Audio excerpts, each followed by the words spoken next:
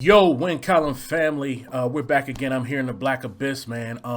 We're about to check out today some of those waiver wire players. Some of these kind of, I'm gonna call them off the top of my head, Cinderella players, man. And like, look, some of these guys that you got out of the waiver wire that you took a chance on, and we're gonna take a look to show or to see if we can determine if these guys are legit. So look, I mean, there's no suspense here. I'm going to show you all the guys that I think are legit, that you might have saved your fantasy team, and you may be winning weeks with, and you're probably getting trade offers and things of that. And people are like, you want to know, am I being lowballed? What's going on here? Can I really expect this to keep going? The first guy I'm going to show you guys is James Robinson, because look, when it comes to that, I felt like from the very first breakdown that I did of him, I actually did a whole breakdown of him that I never released. But it was based on week one. I felt like it was a little bit too early to make the determination, but I felt good about him really early on. So what I'm going to do is show you guys his very first play, his first touch of the 2020 season, and I felt like it encapsulates why Jacksonville liked this guy so much, why they felt like they could get rid of Leonard Fournette and just move forward with this guy, James Robinson. To me, when it comes to this player, it's about his short area phone booth quickness. Watch him here on this curry, very quick jab step to get through that hole. Now, I know that play doesn't look like anything special, right? But when you look at it from the end zone angle, and I'm going to slow it down here, what I like about James Robinson is the vision, his ability to put one foot in the ground, jump cut, and, just pop through whatever hole happens to open on backside of plays. He's just always there. You get the penetration from Buckner, boom, foot in the ground, and look how quickly he finds green grass, tries to get number 27 flat-footed, but goes down. But at the end of the day, I just really like how this kid always is pressing the line of scrimmage with his head downfield, looking for that backside cut or other hole opportunities, and that phone booth quickness. It's not something that I expected to see. I'll be honest. I looked at I looked at what I could find of him in college, right? And it was just not plays like this. I mean, he kind of looked like a plotter. He didn't look extremely quick. He definitely didn't look fast. But on the NFL level, he looks a little bit smaller than he did in college, actually. He played very he was a D2 guy that didn't play a lot of like high-level competition, so it was a lot of skepticism for me, and I wish that I would have been like a lot of you and just went ahead and give it a shot, right, and picked him up, because anybody who did do that, I think you have a guy that's going to be around all year. We're going to look at a couple more plays just to solidify why, because you're probably not impressed with that 5-yard run, right?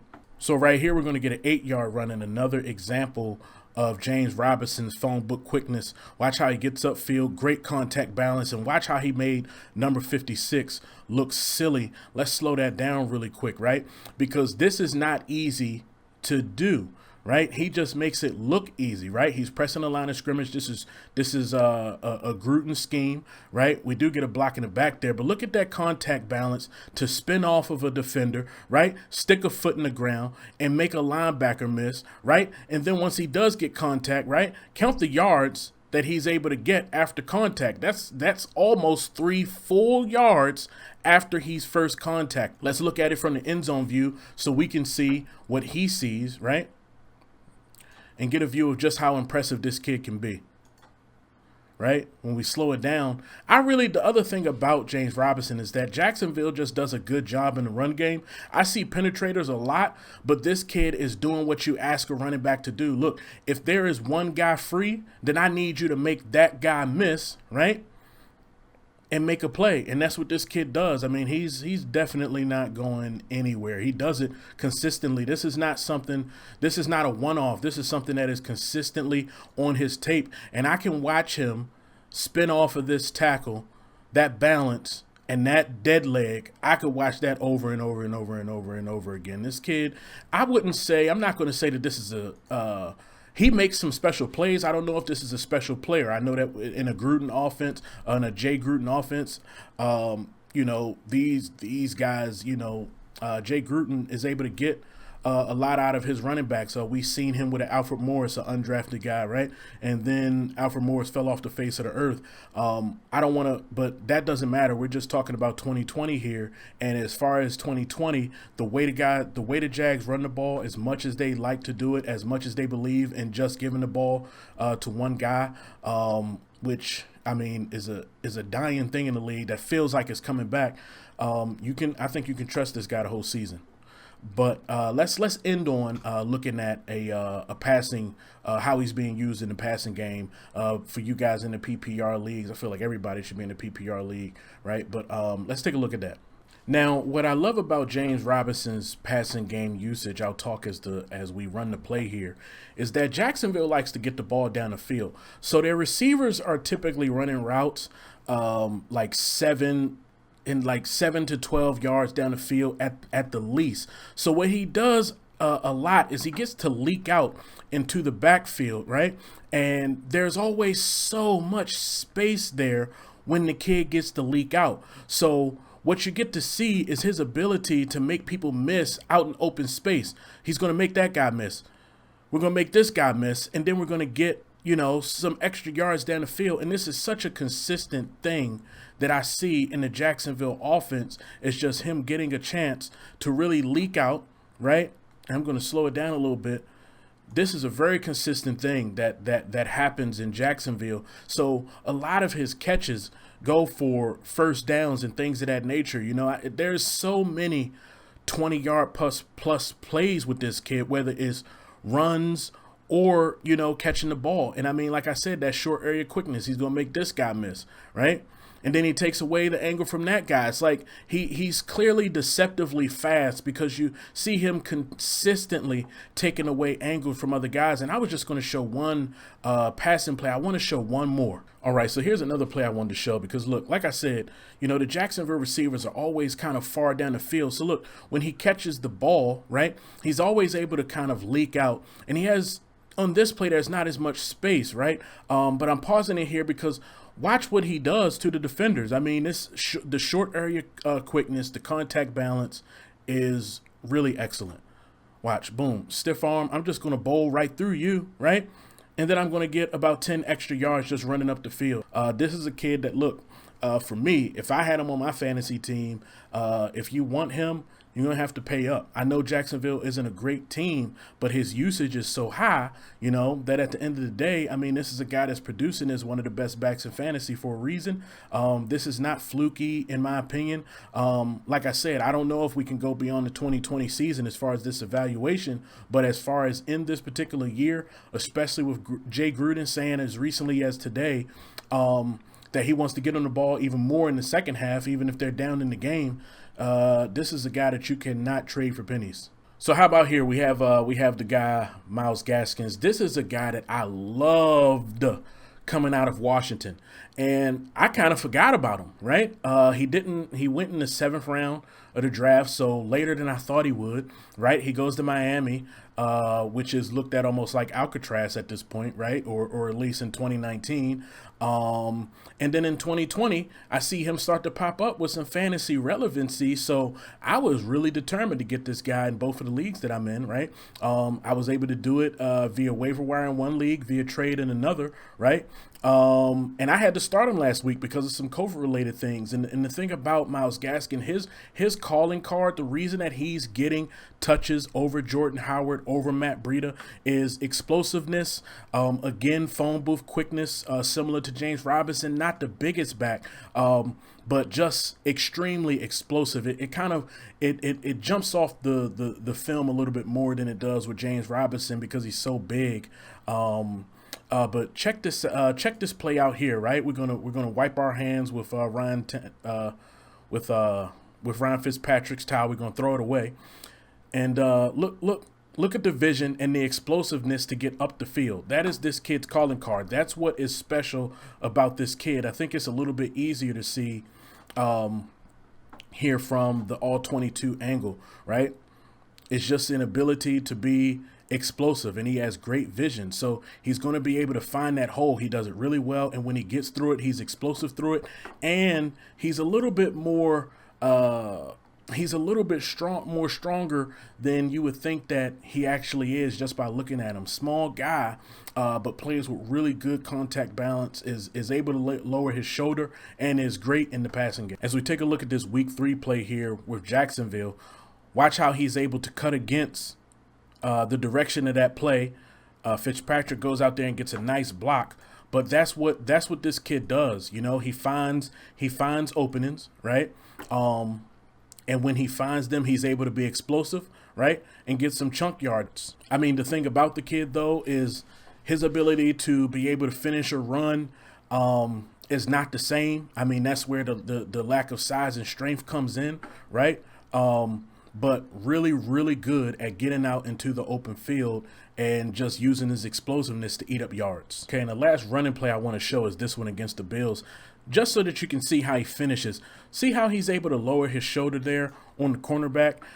It's not something that you're going to see him do to the extent of, like I said, I'm naturally comparing him to James Robinson a lot, being that that's who I just showed you guys, right? But if you keep your eyes there on 24, who you can see right there in the middle of the screen, right? Just watch how Myles Gaskin is able to make that contact and keep going. That's one of the things that you do see on film enough to understand that while this kid is not the biggest, strongest guy ever, right? He's able to turn that explosiveness into power, kind of as they say for defensive linemen, speed to power. He has that ability to do some of that, right? Okay, so let's take a look at some of the passing game usage. And similarly to what Jay Gruden is doing over there with Jacksonville, Chan Gailey in Miami is very oftenly the routes are going kind of 7 to 12 yards down the field at least. So with that being the case, Myles Gaskin's passing game usage is as the short route, right? He's leaking out a lot. Is very similar to what I showed you with James Robinson. So he typically has some room to make a play. So with him being a guy who's able to be explosive, who's able to make people miss, it has resulted in, you know, some nice chunk plays, and we're going to see one here versus Jacksonville, right? So, like I said, as you'll notice, right, the pass catchers are kind of far downfield here. He's able to stick a foot in the ground, right, catch 47 flat-footed and get himself upfield.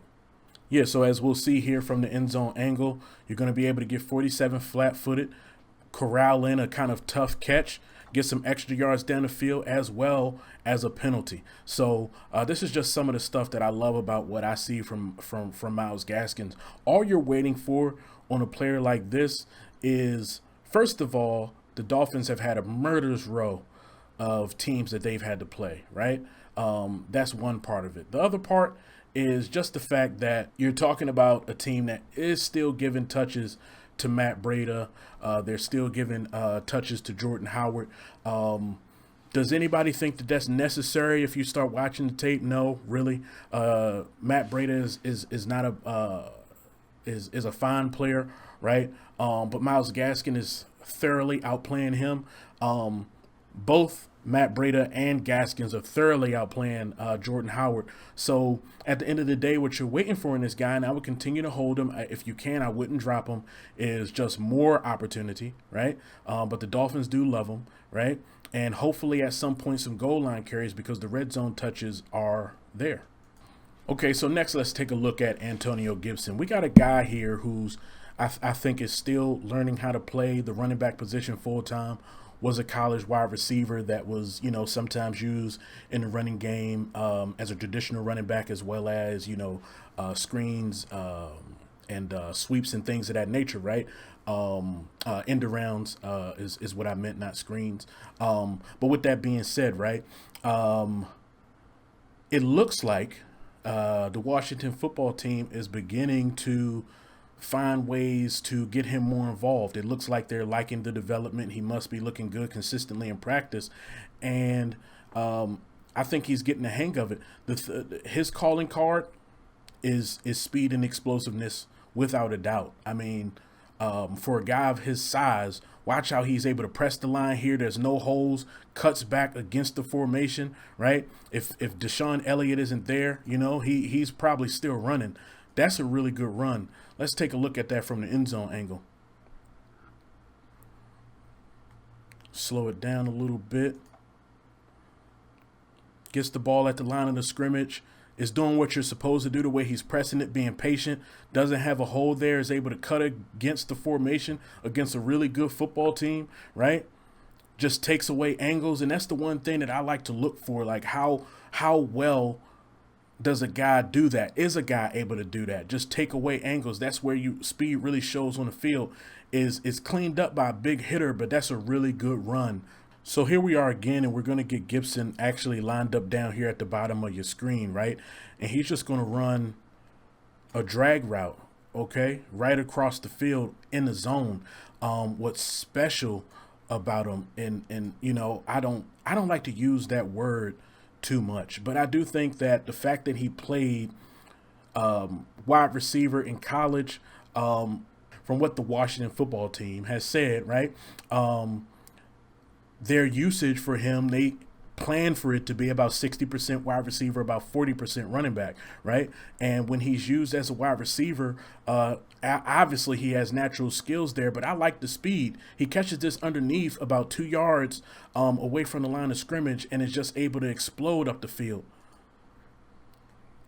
This is really what I think you like about the kid, right? I've only shown you one run play. I think that's something that's still coming together for him. But at the end of the day, it's this passing game usage that's going to be what, you know, really helps him to get some wins for your football team, for your fantasy football team. So for those of you who are already owners of Antonio Gibson in fantasy, right, you've probably already seen this play, but it's nice to see it in all 22 so that you can see the design. That's Antonio Gibson, number 24, splitting out to the bottom of your screen. But look at this, look at the design of the screenplay. They get it blocked up, they get this guy in space. And when that happens, I mean, the speed and the balance just takes over. Really, really tough guy to stop once you get a full head of steam going downhill like that. And I just really like the play call here. I think it says a lot about how they look at this kid and what they think his ability is and how it can help them win football games. This is a kid that I think is already starting to trend into RB2 weekly start territory, and the kind of kid that I would be careful to, you know, trade away for pennies. And I would be careful, and I would be diligent in trying to get him on my team if I had the opportunity, right? It's hard to know what to expect throughout the whole year playing for a team that's not really good, but it is the catching opportunities and being put out in open field that I think really, you know, makes this guy worth a look. Now let's talk about a guy that I like a whole lot, a whole lot. It's Justin Jefferson, who I just circled here, who starts this play lined up in the slot, right? He's going to run a post corner, right, on this play. And it's the route running is one of the special things about this kid, number one. Number two is how naturally he catches a football. And the other thing is just the contested catchability. You know, not only does he just catch it natural when the catches are easy to make, it's when a bunch of guys are in his face, he's still able to make those plays look really easy, right? So let's take a look here with him down there in the slot. One thing about him, though, his get off to me, I think he gets a little high and gives up his chest for a corner to be able to stab him there, but it just doesn't happen often. As you see, just see how he kind of just sticks that foot in the ground, right? If you're a corner, you're going to really think that this is a post, right? Because look, what he does is the head fake. Let's slow it down a little bit so that we make sure that we can see it, right? When he, right there, turns that head around, gets that corner thinking that the route is going that way, makes the corner grabby, right? But is still able to keep his speed going up the field, and Kirk Cousins is able to deliver a good ball. But let's make sure that we do not miss that, right? Again, I will say, like I did say, I do think he has a tendency to do this little hop thing that he does at the line of scrimmage, right? He kind of stands up, he kind of hops. His hands are up in the air, out wide, leaving his chest wide open. But that head, right, where his head is kind of turned upfield, right? As a corner, that corner is fully committed. The hips are flipped. He thinks that that's the direction that Justin Jefferson is going. But the way that Justin Jefferson gets the corner's hips flipped totally around, right, in the wrong direction, you're going to struggle to recover there. And within a couple of steps, he's already getting going in the next direction he needs to go. As far as NFL football goes, that's not wide open, but it's very open, right? So that's just really good. That's what you want to see. Okay, so here we go again. We're going to get Justin Jefferson. Okay, he's number 18 there to the far left of your screen, right? Lined up tight to the tackle. And just watch the route. We're just going to get him coming across the field. And this is a good example of how this kid is able to make contested catches, right? Two guys in the area.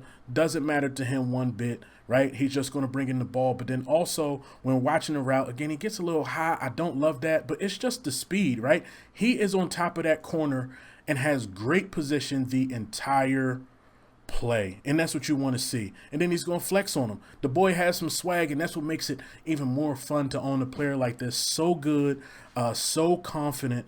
And the great thing about it is the Vikings need what he brings to the game, right? He has size, okay? He has speed, contested catch ability. The kid is, like I said, I don't like to overuse special, but this is a special player. This guy really has a lot to his game. Only thing I'm going to ask him to do is to stop giving cornerbacks pretty much easy access to his chest. Nobody has jabbed him yet, but he's asking for it. Now, again, here we go. Justin Jefferson at the top of your screen, right? I can show you guys just to make sure that everybody's on board with us here, right? And we're going to get a route where Justin is going to come off the line of scrimmage, right? Try to give the corner the keep the corner thinking, okay, I could go either way, right? So he's going to kind of do some jabs with his feet to get the corner kind of confused on which way he's going, right? And this is some of the kind of just natural but very unorthodox route running ability that he has to be able to create just enough separation so that Kirk Cousins always has a nice target to go to, right? And we're going to get a nice connection on a backyard throw here. Mind you, all three of the plays that I've shown you have went for over 20 yards, right? Look at that. Stops, is able to get going immediately, right? And make another contested catch, technically, right? But, I mean, again, his release, right? I think it confuses cornerbacks. It makes it hard for them to know what he's running. He makes every route kind of look the same, but that stop and that jab is what gets him the ability to be able to set that corner up for another first down and another 20-yard plus play. This guy's here to stay. His targets may not be huge on a weekly basis on a team that really wants to run the ball, but his route running, so unorthodox yet so crisp, so sudden, so explosive, catch radius. It's just all there. It's all there. Here I'm going to show you a play from Justin Jefferson's Week 3 coming out party, just because it's so much fun. He's at the top of your screen there. I'm going to let it run as I talk.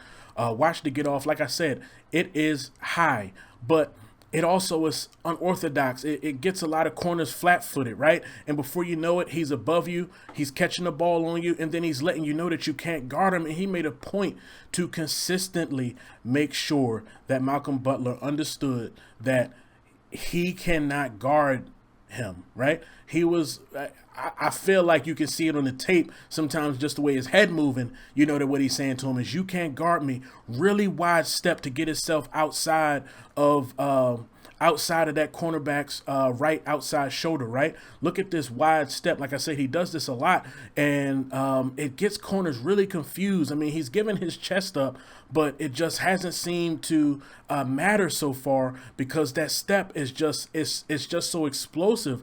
He's just so long, and a lot of corners are going to be fighting with the cornerback to get on top of them, to get on that outside shoulder like he's trying to do to get up the field. With Justin Jefferson, it's just one big jump step and then just an explosiveness, and it's nothing that you can do about it. And look, right here, everybody's seen this play. Justin Jefferson is lined up to the bottom of your screen. We've all seen it. I'm just going to show it because why wouldn't I? Look at him get across the field with so much speed and explosiveness, right? And just make two guys miss. It's just fun to watch. So that's the only reason I'm showing it, right? Dancing into the end zone. It's this kid, you're going to be dancing like that all year long if you got this guy out of free agency in your league, or if you're able to get him on a trade, because I really think this is going to be all year long. I mean, I know the Vikings love to run the football. I wouldn't allow that to be that to scare me with this guy, because he's running. He is running the downfield routes for this offense. It's not like you don't get any of that from Thielen, but the way in which we're getting it out of Justin Jefferson with his speed, with his catch radius, with his contested catch ability, I mean, it's just these downfield throws are just so much more efficient because of who they're going to. So he has that Stephon Diggs role in his offense right now, and it's something that this team needs. It's something that that is understood that they need by the coaching staff, and it's something that therefore I think we can expect to keep going, which is a good thing. And we just gonna watch kids like this dance into the end zone, man. So look, with that being said, right? Let's just put this play in slow motion. Look, with that being said, guys, continue to suggest to me people that I should do. I did this video based on suggestions from people who wanted to see Robinson. They wanted to see Gibson. I decided to throw my guy Gaskins in there. I decided to throw my guy Justin Jefferson in there. I still have some more stuff that I'm going to be working on for receivers and other positions. I know it's been a lot of running backs so far, but the thing that that kind of makes it take some time to do receiver breakdowns, right? Because you have to watch a lot of tape. They run a lot of routes, right? And in this day and age, in the NFL, it's a lot easier for me to dissect 4 weeks worth of run plays than it is of passing formations, concepts, and things of that nature. So some more stuff is coming. Hopefully, I'll be able to get a Hollywood Brown video out next week. Guy that I think a lot of people are trying to figure out, what's going on so far, what can I expect, things of that nature. So that one is on the docket. In a way, I kind of want to do something a little bit broader where I'm able to kind of break down the Ravens pass game, because I think that's been a source of frustration and disappointment for some fantasy fans of Lamar, some fantasy owners of Lamar Jackson and Hollywood Brown. So yeah, obviously there's going to constantly be more videos on the way. Continue to send in your suggestions. I'll try to see if I can get out about 2 videos per week. I appreciate all the support so far. Continue to like and subscribe if you guys are, feeling the vibe over here. And with that being said, man, I hope you guys enjoyed this one. I'll see you back again for the next one. I'm out.